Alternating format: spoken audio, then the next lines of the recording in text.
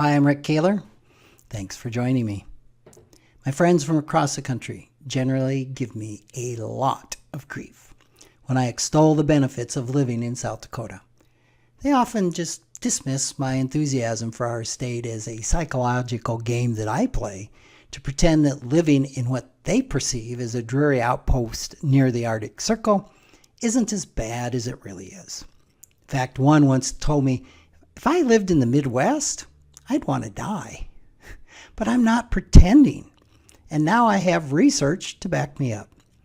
Researchers from an Oxford economics study and MagnifyMoney.com have compiled a study ranking all 50 states on 20 factors in the categories of health, lifestyle, and prosperity. Based on an analysis of those elements, their study found the state where you live may impact your baseline level of well-being and happiness. So, I know you're dying to know, where does South Dakota rank? Obviously not 50th, or I wouldn't be doing this video. Well, it's second.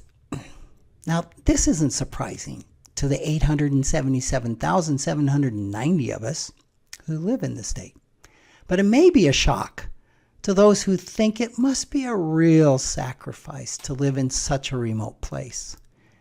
I can feel the pain of those of you who extol the virtues of living in the perceived paradises of Hawaii, that was number 16 on the list, or Texas, number 20, California, number 21, Florida, down to 29, Michigan at 36, and New York, number 39. So which states make up the top 10? In order, they are, number 1, Minnesota, then South Dakota, Colorado, Utah at 4th, North Dakota at 5th, Wisconsin, Nebraska, Iowa, New Hampshire, and at number 10, Montana. Now, if you get out a map and you put the point of your compass on Rapid City and draw about a 500-mile radius around it, you're going to catch 8 of those states in that circle. Now, this area is known as the Great Plains and the Mountain West region. It's sometimes called flyover country by those living on the coasts.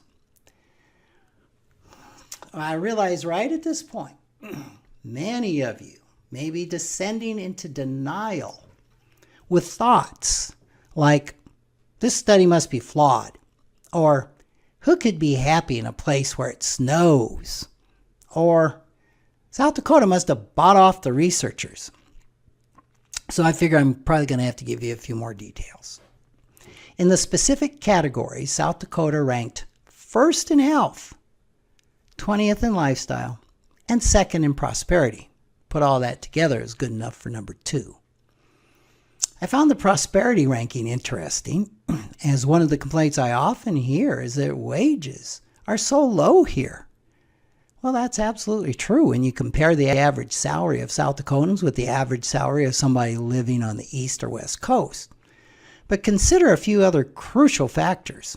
Just as a rate of return on an investment is meaningless without considering the inflation rate, the number of dollars earned is meaningless without considering the cost of living and tax burdens.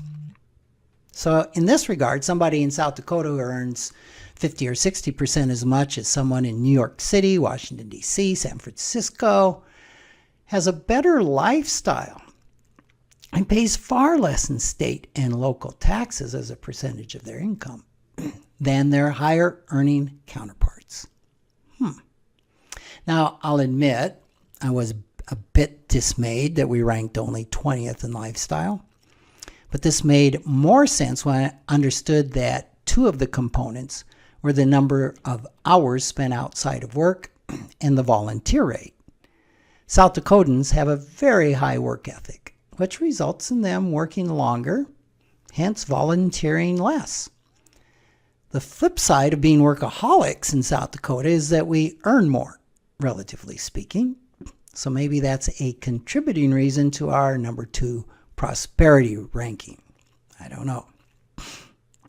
In our number 1 category, health, 2 components were air quality and getting enough sleep.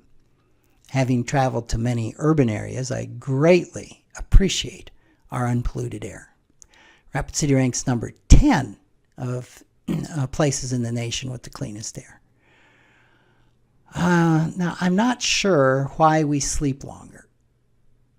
Given our work ethic, maybe most of us go to bed early so we can get up early and be on time for work. Thanks for listening.